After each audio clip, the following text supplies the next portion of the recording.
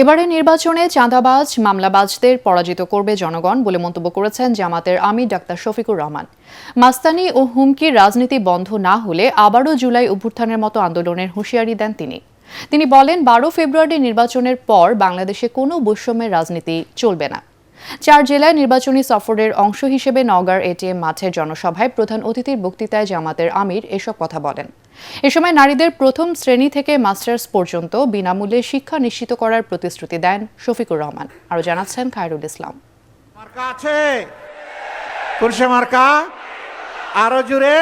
সকাল থেকে রাত পর্যন্ত সারা দেশে ছুটে বেড়াচ্ছেন জামায়াতের আমির ডাক্তার শফিকুর রহমান। দেশের প্রতিটি জনপদের মানুষের কাছে ন্যায়ের পক্ষে ভোট দেওয়ার আহ্বান জানাচ্ছেন তিনি। তার কথায় ক্ষমতার মোহ নয়, বরং মানুষের অধিকার প্রতিষ্ঠার দৃঢ় অঙ্গীকার। ক্লান্তিহীন পথ চলার মধ্য দিয়ে জনগণকে নতুন বাংলাদেশের স্বপ্ন দেখাচ্ছেন তিনি। এই পথ চলা কেবল ভোটের জন্য নয়, এই পথ চলা একটি আদর্শিক রাষ্ট্র গড়ার সংগ্রাম। মানুষের ভালোবাসা আর দোয়ার শক্তিতেই এগিয়ে চলেছেন জামায়াতের আমির, আশার আলো হয়ে, ভরসার প্রতীক হয়ে। দুই হাত দিয়ে উপরে হাত, মাশাআল্লাহ, এবার হাত জায়গায় চলে গেছে। সকালে নওগাঁর এটিএম মাঠে নির্বাচনী জনসভায় অংশ নেন জামায়াতের আমির ডাক্তার শফিকুর রহমান সহ 11 দলীয় নির্বাচনী ঐক্যের শীর্ষ নেতারা। প্রধান অতিথির বক্তব্যে জামায়াতের আমির বলেন, আগামীর বাংলাদেশে সংখ্যালঘু রাজনীতির কবর রচিত হবে। তিনি বলেন, এ দেশ হবে হিন্দু, মুসলিম, বৌদ্ধ, খ্রিস্টান সবার। এই ভোটটা আগামীতে হবে ইনশাআল্লাহ ইনসাফের প্রতীকে। আমরা 11 দল যে যেখানে সমন্বয় করে আমরা নিয়েছি, যাকে যে মার্কা যেখানে তুলে দেওয়া হয়েছে, এটা আমাদের 11 দলের মার্কা। আপনারা কি দাঁড়িপাল্লার সাথে আছেন? আপনারা সবাই লড়ে যাবেন বিজয়ের জন্যে, মানবতার বিজয়, দুঃখী মানুষের বিজয়, মজলুমদের বিজয়, জনগণের অধিকার প্রতিষ্ঠার বিজয়, জনগণের রাষ্ট্র কায়েমের বিজয়। সাফ কথা, আমরা জামাতে ইসলামের বিজয় চাই না, আমরা চাই বাংলাদেশের 18 কোটি মানুষের বিজয়। 18 কোটি মানুষের বিজয় হলে এটা আমাদের সকলের বিজয়। ডাক্তার শফিকুর রহমান বলেন, 12 ফেব্রুয়ারি নির্বাচনের পর বাংলাদেশে কোনো বৈষম্যের রাজনীতি চলবে না। মাস্তানি ও হুমকির রাজনীতি বন্ধ না হলে আবারও জুলাই আন্দোলনের মতো বিপ্লবের হুঁশিয়ারিও দেন তিনি। এই বাংলাদেশেই যারা মাইনরিটির অধিকার নিয়ে বেশি হাল্লা চিল্লা করতেন, সাবেক ফ্যাসিস্ট সরকার আপনাদের পাশে সাঁওতাল পল্লীতে কি করেছে আপনারা দেখেন নাই? তারা কি আমাদের ভাই না, বোন না? তারা কি এই দেশের নাগরিক না? আমরা তাদেরকে কথা দিচ্ছি, আমরা সবাইকে বুকে ধারণ করে সামনে আগাবো। পরে তিনি বক্তব্য রাখেন চাঁপাইনবাবগঞ্জ ও রাজশাহীর জনসভায়। বলেন, দেশে পরিবারতন্ত্র ও আধিপত্যবাদী রাজনীতি চলবে না। ইনশাআল্লাহ চাঁপাইবাসীর দ্বিতীয় ভোটটি হচ্ছে ন্যায় এবং ইনসাফের পক্ষে। একটা বৈষম্য মুক্ত, দুর্নীতি মুক্ত, চাঁদাবাজ মুক্ত, মামলাবাজ মুক্ত, নারীদের অপমান মুক্ত এবং আধিপত্যবাদ মুক্ত একটা বাংলাদেশ গড়ার জন্য আমরা আপনাদের এই মূল্যবান ভোটটা চাই। নাটোরের জনসভায় যোগ দেন জামায়াতের আমির ডাক্তার শফিকুর রহমান। সেদিন তোমরা এই দেশ গড়বা, তৈরি হয়ে যাও। ত্রয়োদশ জাতীয় সংসদ নির্বাচনী প্রচারণার অংশ হিসেবে 8 ফেব্রুয়ারি রবিবার বিএনপির সবশেষ নির্বাচনী জনসভা অনুষ্ঠিত হবে। রাজধানী নয়াপল্টনে বিএনপির কেন্দ্রীয় কার্যালয়ের সামনে দুপুর 2টায় অনুষ্ঠিতব্য সমাবেশে প্রধান অতিথির বক্তব্য রাখবেন দলের চেয়ারম্যান তারেক রহমান। কেন্দ্রীয় কার্যালয়ে যৌথ সভা শেষে সাংবাদিকদের এসব কথা জানান দলের সিনিয়র যুগ্ম মহাসচিব রুহুল কবির রিজভী। তিনি জানান, শেষ নির্বাচনী জনসভা সফল করতে সব ধরনের প্রস্তুতি নেওয়া হয়েছে। ঢাকা এবং আশপাশের জেলার ধানের শীষের প্রার্থীরা জনসভায় উপস্থিত থাকবেন। শান্তিপূর্ণ নির্বাচনের আশা প্রকাশ করে রিজভী। শুক্রবার বিকেল 3টায় সোনারগাঁ হোটেলে বিএনপির নির্বাচনী ইশতেহার ঘোষণা করা হবে। বিএনপির সর্বশেষ যে জনসভা, সেটি অত্যন্ত সাফল্যমণ্ডিত হবে। ইতিমধ্যেই আমাদের অঙ্গ সংগঠনের নেতৃবৃন্দ প্রত্যেকেই অঙ্গীকার ব্যক্ত করেছেন, তারা এই সভাকে শান্তিপূর্ণভাবে সফল করতে তাদের সর্বোচ্চ শ্রম দিয়ে সেটিকে তারা সফল করবেন। আমাদের ইশতেহার প্রকাশ করা হবে আগামীকাল বিকাল 3টায়। 5 আগস্টের পরে যারা নতুন করে চাঁদাবাজি, জমি দখল এবং ফ্যাসিস্টদের পুনর্বাসনের নীতি নিয়েছে তারাই বাংলাদেশের নতুন জালেম হিসেবে আবির্ভূত হয়েছে বলে মন্তব্য করেছেন জাতীয় নাগরিক পার্টির আহ্বায়ক নাহিদ ইসলাম। দুপুরে কক্সবাজারের কুতুবদিয়ার বড়ঘোপে জামাতের নেতৃত্বাধীন 11 দলীয় জোটের প্রার্থীর সমর্থনে অনুষ্ঠিত নির্বাচনী জনসভায় তিনি এ মন্তব্য করেন। জনসভায় জামাতের নায়েবে আমির সৈয়দ আব্দুল্লাহ মোহাম্মদ তাহের বলেন, জাতিকে রক্ষার জন্য একটি সুষ্ঠু নির্বাচন হওয়া অত্যন্ত জরুরি। নির্বাচনে যদি কোনো ধরনের কারচুপি বা ষড়যন্ত্র হয় তবে জাতি তা রুখে দেবে এবং তা কোনোভাবেই মেনে নেবে না।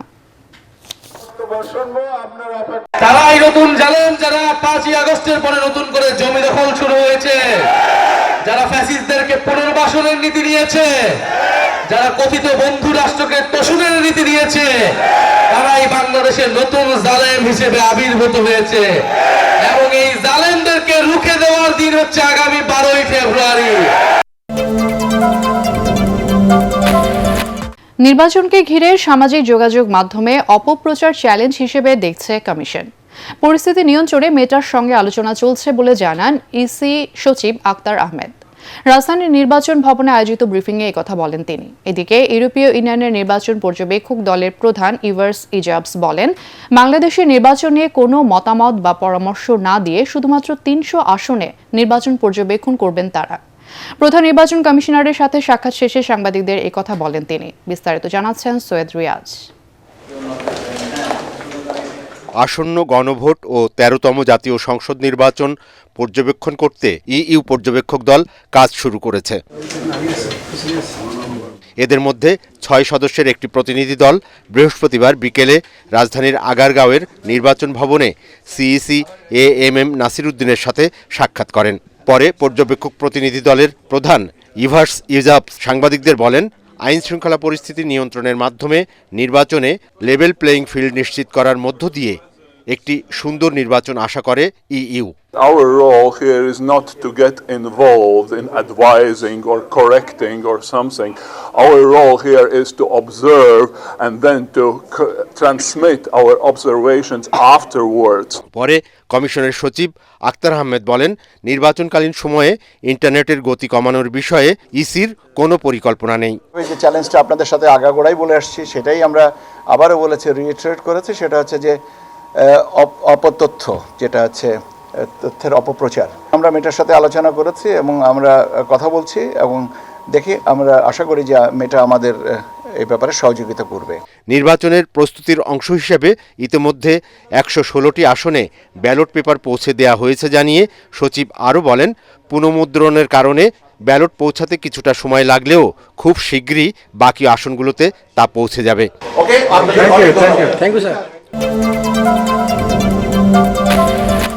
ভোটের আর মাত্র 7 দিন বাকি। প্রচার আর জনসংযোগে পুরো ব্যস্ত সময় পার করছেন প্রার্থী ও কর্মী সমর্থকরা।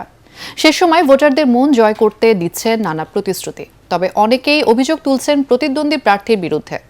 জনসাধারণ বলছেন সৎ ও যোগ্য প্রার্থীকে ভোট দেবেন তারা। ঠাকুরগাঁয়ে নির্বাচনী প্রচারণায় অংশ নিয়ে বিএনপি মহাসচিব মির্জা ফখরুল ইসলাম আলমগীর বলেন, স্লোগানের রাজনীতির দিন শেষ, 12 ফেব্রুয়ারির পর মানুষের জন্য কাজ করার রাজনীতি শুরু করবে বিএনপি। প্রতিনিধিদের পাঠানো তথ্য ও ছবি নিয়ে রিপোর্ট করছেন আশিকুর রহমান। ধানের শীষে ভোট চেয়ে আশুলিয়ায় উঠান বৈঠক ও গণসংযোগ করেছেন ঢাকা 19 আসনে বিএনপি দলীয় মনোনীত প্রার্থী ডাক্তার দেওয়ান মোহাম্মদ সালাউদ্দিন বাবু। সকালে তিনি দলীয় নেতাকর্মীদের নিয়ে আশুলিয়ার পাথালিয়া ইউনিয়নের বিভিন্ন গ্রামে উঠান বৈঠক ও গণসংযোগ করেন। এছাড়াও ঢাকার ধামরাইয়ে দলীয় নেতাকর্মীদের নিয়ে গণসংযোগ করেছেন ঢাকা 20 আসনে বিএনপি দলীয় মনোনীত প্রার্থী তমিজউদ্দিন। ঠাকুরগাঁও 1 আসনের আকচা ইউনিয়নের ফারাবাড়ি উচ্চ বিদ্যালয় মাঠে পথসভা করেছেন বিএনপি মহাসচিব মির্জা ফখরুল ইসলাম আলমগীর। তিনি বলেন, স্লোগানের রাজনীতি বাদ দিয়ে এবার কাজের রাজনীতি করতে হবে। এ সময় তারেক রহমানের পরিকল্পনার কথা উল্লেখ করে তিনি ফ্যামিলি কার্ড, কৃষি কার্ড ও ধানের শীষে ভোট দেওয়ার আহ্বান জানান। আমরা তো সবাই চাই যে আমার ভোটটা আমি দিব, যাকে খুশি তাকে দিব, তাই না? আমার মনটা যাকে চাইবে তাকেই দিব, ঠিক তো? তাহলে এইবারকার ভোটের মধ্য দিয়ে আমরা যদি একটা সুন্দর সরকার গঠন করতে পারি, যারা আমাদের দেশের স্বাধীনতাকে রক্ষা করবে, গণতন্ত্রকে রক্ষা করবে, আমার দেশের মানুষের কল্যাণের জন্য, তার আয় ইনকাম বাড়ানোর জন্য বিভিন্ন পথ বের করবে এবং দেশে একটা সুশাসন ব্যবস্থা করবে। খুলনা 2 আসনের বিএনপি প্রার্থী নজরুল ইসলাম মঞ্জু খানজাহান আলী হকার্স মার্কেট সহ বিভিন্ন এলাকায় গণসংযোগ ও লিফলেট বিতরণ করেন। এদিকে খুলনা 6 আসনে জামায়াতের প্রার্থী আবুল কালাম আজাদ পাইকগাছার দেলুটি এলাকায় নির্বাচনী সমাবেশ করেন। অন্যদিকে খুলনা 5 আসনে বিএনপির প্রার্থী আলিয়াজগড় লবি ফুলতলা গিলেতলা এলাকায় সমাবেশ করেন। এই আমাদের হিন্দু ভাই বোনেদের কুমিল্লা 4 আসনের 11 দলীয় প্রার্থী ও এনসিপির দক্ষিণাঞ্চলের মুখ্য সমন্বয়ক হাসনাত আব্দুল্লাহ নির্বাচনী প্রচারণা চালিয়েছেন। দুপুরে উপজেলার জাফরগঞ্জের খয়রাবাদ হাই স্কুল মাঠে নির্বাচনী সভা করেন তিনি। এ সময় জনসাধারণ সহ দলীয় নেতাকর্মীরা উপস্থিত ছিলেন। আর আপনারা মা বোনরা যারা আছেন, আপনারা নির্বিঘ্নে আপনাদের মত, আপনাদের দ্বিমত আপনারা নির্বিঘ্নে মানুষের কাছে প্রচার করবেন, প্রসার করবেন। এক্ষেত্রে যদি কেউ বাধা দেয় তার দৃষ্টান্তমূলক শাস্তি হবে আইনগতভাবে। নাটোর 2 আসন সদর উপজেলার দীঘাপতিয়া ইউনিয়নের বিভিন্ন পাড়া মহল্লায় নির্বাচনী সমাবেশ করেছেন বিএনপির প্রার্থী অ্যাডভোকেট এম রুহুল কুদ্দুস তালুকদার দুলু। 12টা ইউনিয়নে আমি ঘুরেছি, মানুষের মধ্যে যে সাড়া আমি দেখেছি, নাটোরের মানুষ বিপুল ভোটে ধানের শীষের প্রতীককে জয়লাভ করাবে বলে আমি বিশ্বাস করি। রাজবাড়ী 2 আসনে বিভিন্ন প্রতীকে প্রতিদ্বন্দ্বিতা করছেন 9 জন প্রার্থী। সকাল থেকে রাত পর্যন্ত করছেন সভা সমাবেশ আর গণসংযোগ। সুনামগঞ্জ 4 আসনের বিএনপি প্রার্থী অ্যাডভোকেট নুরুল ইসলাম নুরুল নির্বাচনী ইশতেহার ঘোষণা করেছেন।